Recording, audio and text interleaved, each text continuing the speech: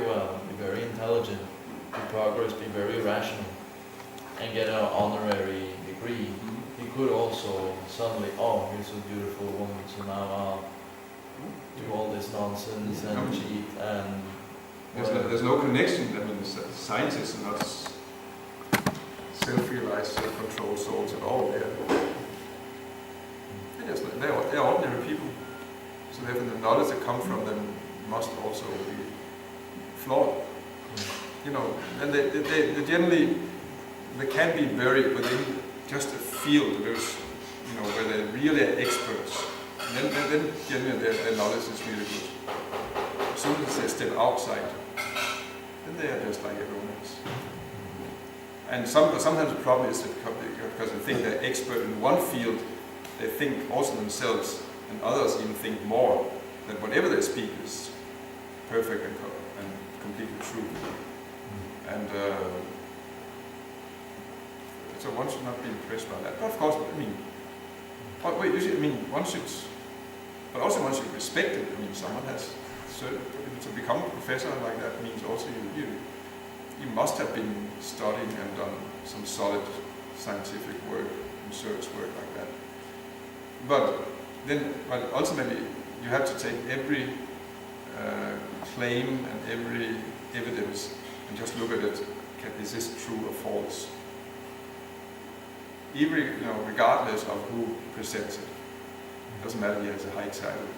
You cannot assume that it's true. You have to look at it if it's actually, does this make sense or doesn't make sense.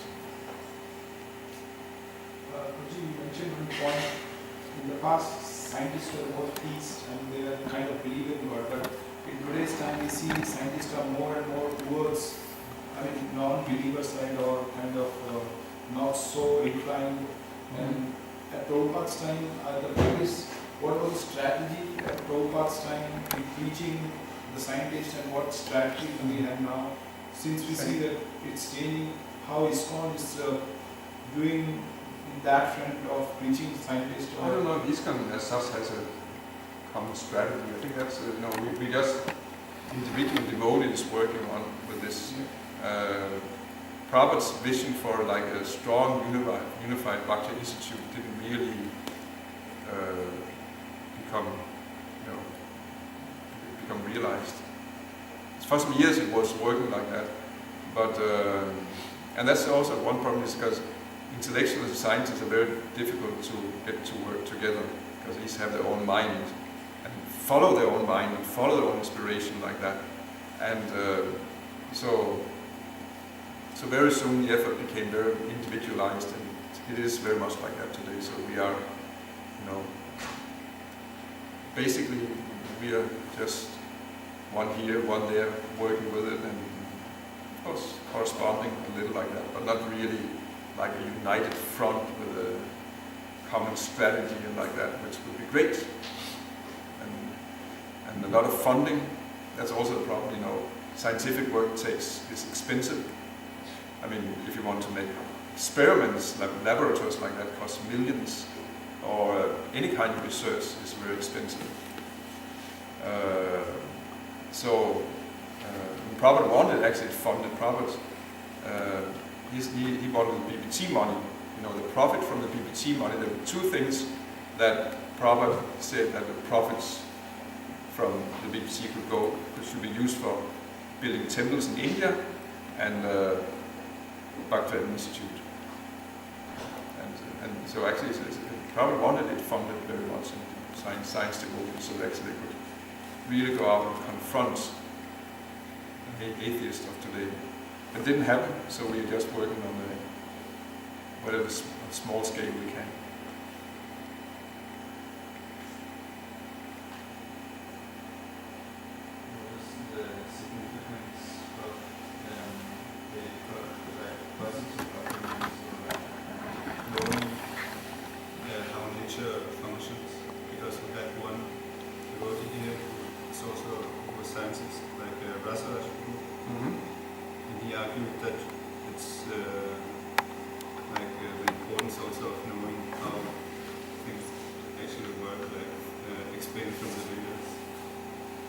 Yeah.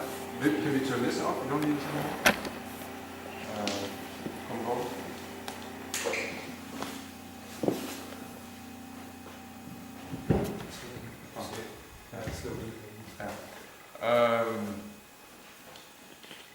not sure I completely understood the question. How can we know how nature works?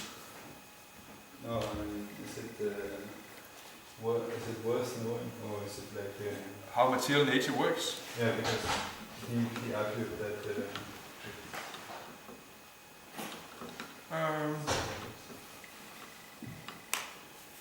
Ultimately, I mean, the extent which modern science has gone into studying matter is a waste of time, basically.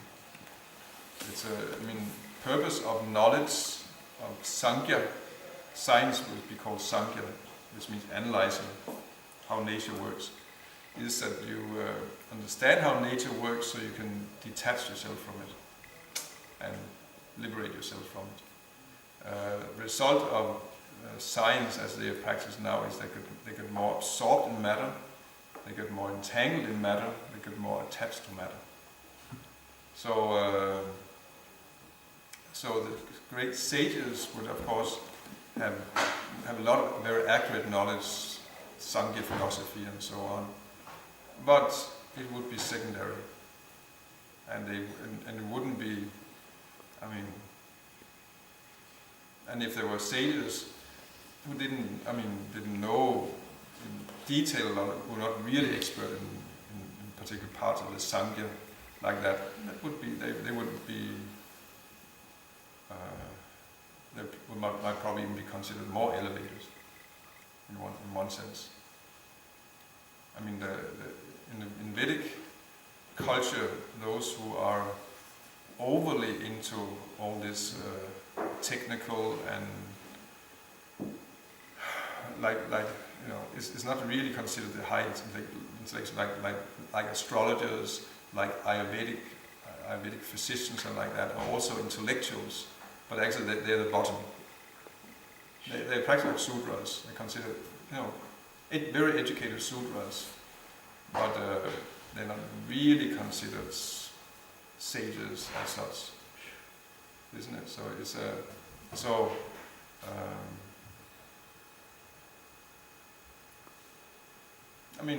different devotees have different opinions. Rasaraj maybe. It's interesting what he's doing. If he succeeds, it will definitely be a great victory. I don't think that's the main thing that Prabhu wants us to do, though.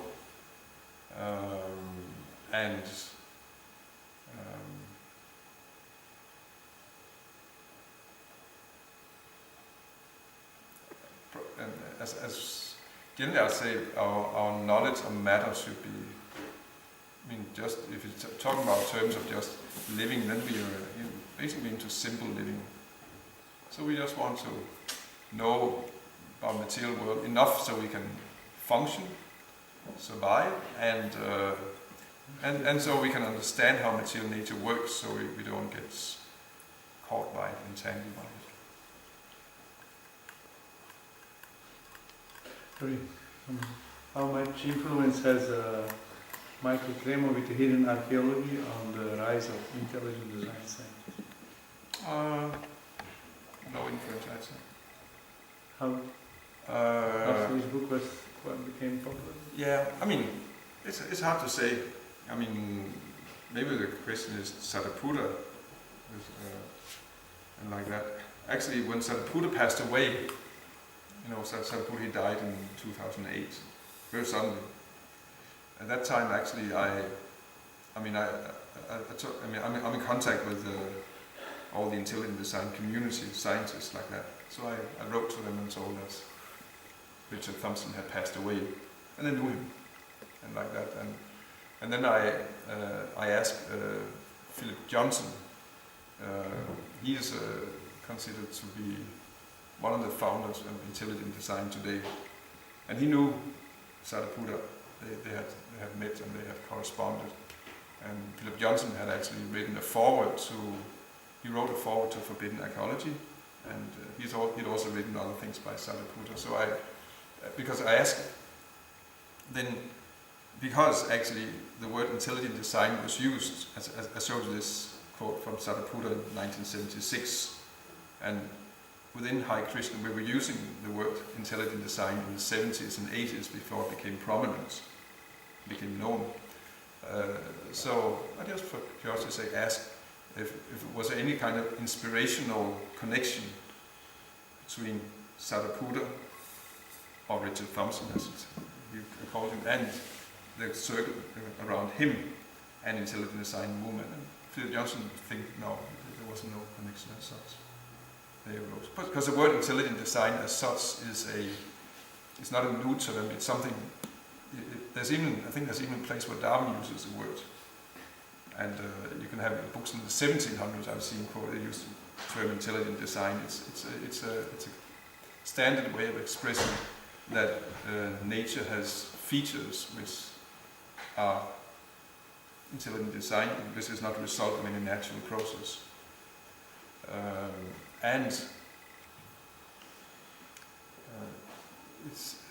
It seems that the modern intelligent design movement came out. There was in the 1960s, I think in 1967 there was a conference at a university called Worcester Institute in Pennsylvania, where some of the world's leading mathematicians met with leading evolutionary biologists.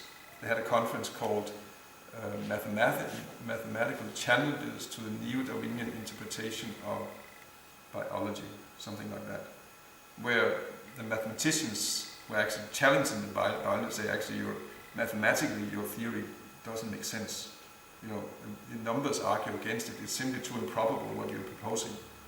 So, and that was already because the biochemistry at that time was already, starting, becoming very difficult to explain.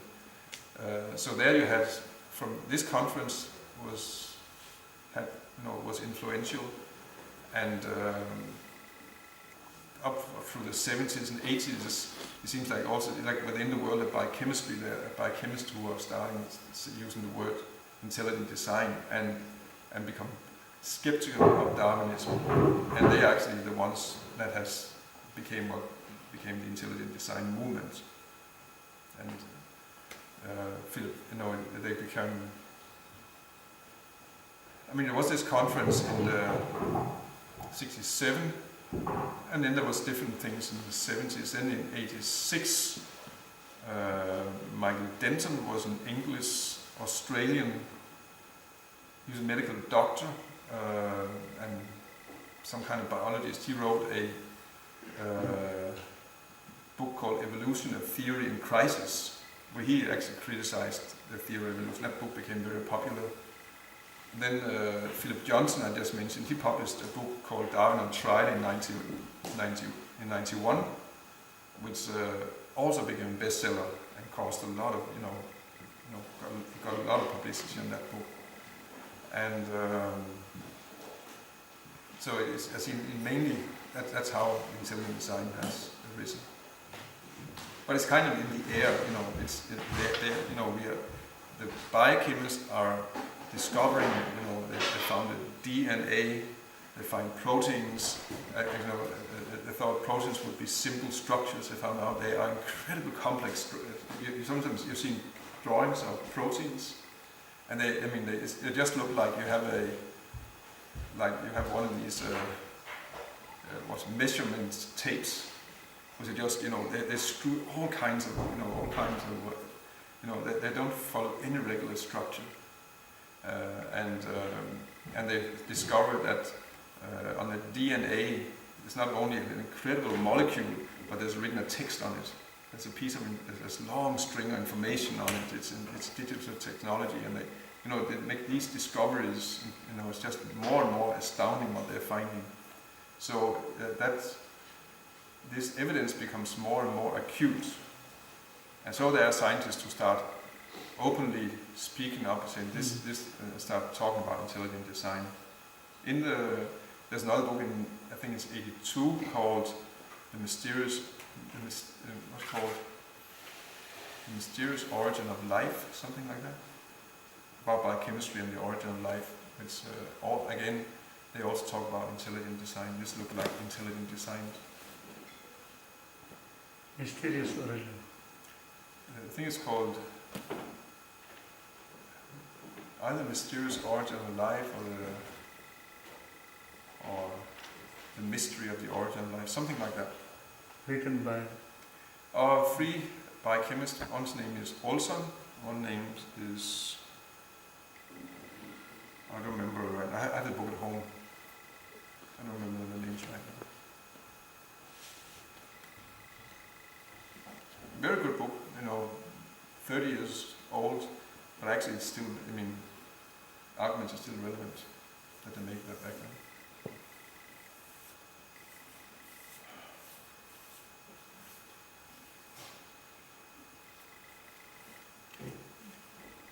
We should stop here.